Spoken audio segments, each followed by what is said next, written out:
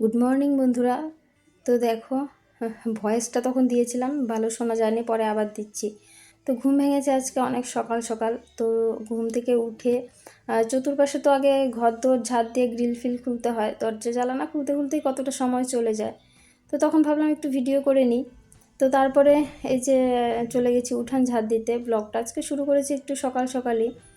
অনেক দিন বলতে কি বলতো, 3-4 দিন হয়ে গেল ঘুমটা আমার ঠিকঠাক হচ্ছে না, মানে ঘুমোতেই পারছি না।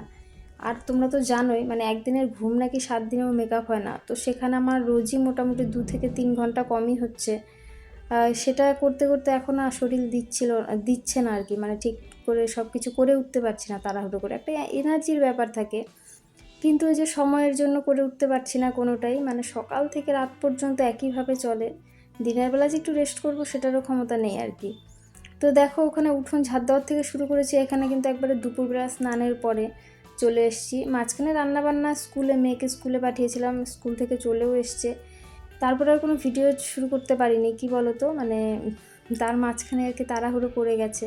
আজকে আমার শ্বশুরমশাইয়ের নামে একটু কীর্তন দেওয়া হবে বাড়িতে, তো সেই কারণে হঠাৎ করেই প্রোগ্রাম বলতে কি বলো তো, ডেটটা না মনেই ছিল না কারো, হঠাৎ করে মনে পড়াতে আবার তোড়জোড় শুরু হয়েছে আর কি। তো এখানে এই যে প্রচুর জামা কাপড়, যেটা নাকি আমার পরেই থাকে মোটামুটি রাতে বিকেলে যে কোনো এক সময় পরিষ্কার করি আর কি। আর আমার ঘরটা সবসময় নোংরা থাকে, মানে গুছিয়ে উঠতে পারি না। এরকম বিছানা কিন্তু কোনো সময়ই থাকে না, এখন ঐশী গেছে ঘুমোতে, সেই কারণে আর কি একটু পরিষ্কার করা। নইলে ও থাকলে কিন্তু বিছানা থেকে কোনো কিছুই সরাতে দেয় না। তো কোনো রকম বিছানাটা পরিষ্কার করে যে জামা কাপড়গুলো গুছিয়ে রাখছি, এখনই করতে হবে, বিকেলবেলা সময় পাবো না। লোকজন আসলে, বাড়িতে একটা অনুষ্ঠান হলে টুকিটাকি কাজ তো থাকেই, তাই না? আর সব কিছু ঘরের মধ্যেই, আমাদের তো তেমন কিছু বাইরের কিছুই নেই, মানে জায়গাই নেই, সবটাই ঘরের মধ্যে, সেই কারণেই অসুবিধা হয় আর কি। তো এই যে মেয়ের সঙ্গে বকবক করতে করতে জামা কাপড়গুলো গুছিয়ে রাখছি। খুব বেশি জমেনি, তবে ভালোই জমেছে। আজকে আবার তার মধ্যে জামা কাপড় ধুতেও হয়েছে। প্রতিদিন আমার জামা কাপড় ধুতে হয়, কিছু করার থাকে না। কোনো দিন তোমার দাদা ভাইয়ের, কোনো দিন মেয়ের, মানে নিজেরটা ধোয়ারই সময় পাই না। নিজের জিনিস কেনারও সময় নেই, ধোয়ারও সময় নেই, এই হচ্ছে ব্যাপার। আর এখন মেয়ে হওয়াতে যেটা হয়েছে, সবটাই ওর পিছনেই যায়। যত বড় হচ্ছে তত আর কি সব কিছুই বাড়ছে।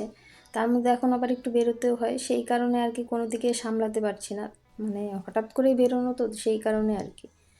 তো এই যে এখন বাজে প্রায় কটা বাজে, এখন প্রায় বাজে 2:30। তো মেয়েকে খেতে দিব, জামা কাপড়গুলো গুছিয়ে নিচ্ছি। ওকে বলেছি অনেক আগে যে খেয়ে নে, খেয়ে একটু ঘুমোতে হবে। তো ওর আর ইচ্ছে নেই। আজকে ক্যারাটে ক্লাসটা ছিল, তো মিস দিলাম এই কারণ অনুষ্ঠানের জন্য। তো ওর খুব একটা মন টন ভালো নেই, সেই জন্য বলছে আর কি পরে খাবো। নইলে ওর খুব ইচ্ছে ছিল যাওয়ার। বাড়িতে করে না, কিন্তু ওখানে গিয়ে করবে, ওটাই ওর ভালো লাগে। তো এই যে এখানে জামা কাপড় গুছাতে গুছাতে আবার তোমাদেরকে একটা মজার কথা বলি। বাবা আর মেয়ে দুজনের প্যান্টই একই রকম, একই কালার, শুধু সাইজটা একটু ছোট বড়। তো সেই নিয়ে কতক্ষণ তর্ক বিতর্ক চললো আমার আর আমার মেয়ের মধ্যে। ও বলছে এটা আমার এটা বাবার, আর আমি বলছি না তোর। তো সেই নিয়েই আর কি কতক্ষণ চললো ওর সাথে। তো এরপরে আর চলে আসবে ওর বাবা, ওর বাবারও আসার টাইম হয়ে গেছে, অনেকটা সময় পেরিয়েও গেছে। আর কি বলো তো, সবটাই নিজে হাতে সামলাতে হয়। তোমাদের দাদাভাই তো সময়ই পায় না একদম, সেই যে সকালবেলা বেরিয়ে যায়, আরেকবার আসে দুপুরবেলা। তো বাবার আওয়াজটা পেতেই দেখো বেরিয়ে যাচ্ছে, মানে বাবার খুব ভক্ত আর কি, যেটা হয় মেয়েরা বাবার প্রতি একটু আদর যত্ন, ভক্ত সব কিছু একটু বেশি বেশি থাকে আর কি। মা ওদের একদম অপছন্দ, মা শুধু বকে আর মারে, এটা নিয়ে ওদের মধ্যে প্রচুর কমপ্লেন থাকে। তো যাই হোক, ওইসব গুছিয়ে টুচিয়ে রেখে তারপর তোমাদের দাদাভাই আজকে একদম দেরি করেনি, বেরিয়ে গেছে। অনেকটা সময় পেরিয়ে গেছিলো, আসতেই প্রায় 2:45 বেজেই গেছে। তো মেয়েকে খেতে ঠেতে দিয়ে যে শুয়ে রেখে এসেছে, শুয়েই থাকবে, ঘুমোবে কিন্তু না। না সরি, ছবি আঁকতে বসেছে। কি বলো তো, ওরা এখন ছবি আঁকবে। তো এখানেই যে ঐশীও উঠে পড়েছে, ও ঘোরাঘুরি করছে, কতক্ষণে যাবে দিদির কাছে। আর এই যে সবজি কাটা শুরু করে দিয়েছে, ওইদিকে আমার শাশুড়ি মা, আমার জায়ের মা, জায়ের কাকি, সবাই। আর আমি বসেছিলাম, বসে বসে ভাবলাম একটু ভিডিওটা করে রাখি, মানে যখন কাজ শুরু হবে তখন আর তাল পাওয়া যাবে না। তো করতে করতে ঘরে এসে দেখছি দু বোনে মিলে ব্যায়াম শুরু করে দিয়েছে। তো দেখো, ও মানে ঐশী ওঠা মানে ওর সব কিছু শেষ, এখন ওর সঙ্গেই সময় দিতে হবে সবটাই। তো তারপরে এই যে সবজি কাটার পর্ব শেষ হয়ে গেছে, এখানে চলে এসেছি ঘ্যাট রান্না করতে। তো তো রান্নাবান্না কিন্তু সমস্তটাই কাকি করেছে, আর শাশুড়িমা সাহায্য করেছে, সাথে আমরাও ছিলাম টুকিটাকি হেল্প করার জন্য। রান্না করতে গেলে পেছনে একটা হেল্পারের প্রয়োজন হয়, তো সেটাই সবাই মিলে করা আর কি। তো সন্ধে বলতে 8:30-9টার দিকে কীর্তন শুরু হবে, তো সেই জন্য আগে তাড়াতাড়ি বসিয়ে দেওয়া হয়েছে, এখানে করা হচ্ছে। তো তারপরে বাকি খিচুড়িটা চলে যাবে ওই দিকে, যেহেতু জায়গা কম এখানেই খিচুড়িও করতে হবে, আবার লোকজন এলে বসতেও দিতে হবে, কীর্তনও কিন্তু এখানেই হবে। তো এই যে দেখো, তারপরে আমি রেডি হয়ে গেছি, একটু শাড়ি ঠাড়ি তো পরতেই হবে, এতক্ষণ ছিলাম নাইটি পরে, আর এত গরম না, তো সেই কারণে নাইটি ছেড়ে শাড়িটা পরতে ইচ্ছেই করছিল না। তো এখন আর হাতে সময় নেই, সেই কারণেই পরছি। তো ঠিক আছে বন্ধুরা, ভিডিওটা আর বেশি দূর টানছি না, ভিডিওটা আজকের মতো এখানেই শেষ করছি। তো দেখা হচ্ছে পরের ভিডিওতে।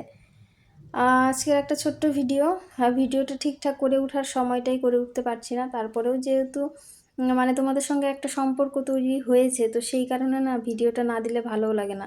তোমাদের কমেন্ট আসে, আমিও কমেন্ট করি, ভিডিও দেখি, তো সেসবের মাঝখানে না একটা অন্যরকম সম্পর্ক তৈরি হয়। তোমরা যতই দূরে থাকো না কেন, মনে হয় যে একদম নিজের মানুষ, একদম কাছের মানুষ, কত পরিচিত।